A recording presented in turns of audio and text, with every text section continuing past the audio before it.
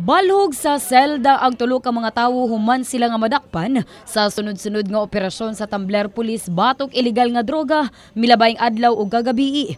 Una kuno nilang nadakpan ang usa ka nailang si Humaydi Ngilay Andang, 30 anyos. Mato di Police Senior Inspector Oliver Pauya, aksidente lamang nila kini nga nadakpan human nga nagpahigayon og follow-up operation ang iyahang mga personahe tungod sa report nga adunay robbery hold up sa ilahang area. Didto kini nakuhaan og usa ka sachet sa ginadiling droga. Actually, yung kwan kasi nagpit lang doon sa kanya ng yung description na naka-orange at saka yung medyo tin ang build ng katawan. So ito kwan kasi inikot natin yung possible na pinuntahan ng kwan ng motor na sinakyan ng mga robbers.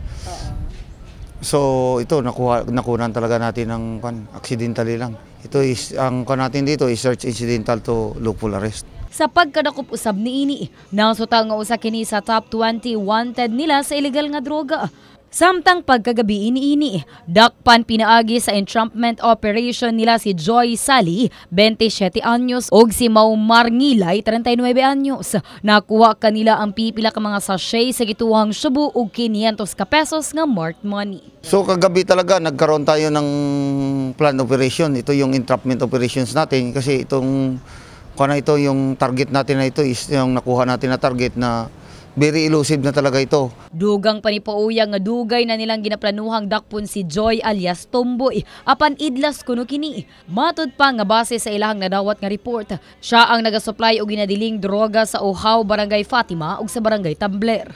So ito talaga noted na talaga kasi talamak na talaga yung bintahan dyan ng droga.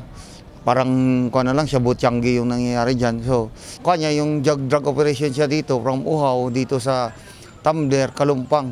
Ito yung isa sa mga supplier doon kasama ng isa pang target natin na nakatakas na si Caryo Negro alias sa Caryo Kudarat. Ha? Kung unsa daw ilang ginaingon nga ikaw daw ang grabe nga pagdiya diri sa Uhaw sa sa Kalumpang, pati sa Tumbler. Ha? Wala.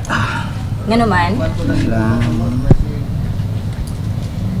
Tinuod to sir, ito nakuha sa inyo ha? Ang mga sospek ang nakatakdang dadon sa lain pang mga presuhan tungod sa nagpadayong renovation sa Tumbler Police. Samtang si Andang ang mag-atubang og kasong kalapasan sa Section 11 ug silang Sally ug Ngilay ang mag-atubang og kalapasan sa Section 5 selling ug Section 11 possession sa Comprehensive Dangerous Drugs Act of 2002 kun RA 9165.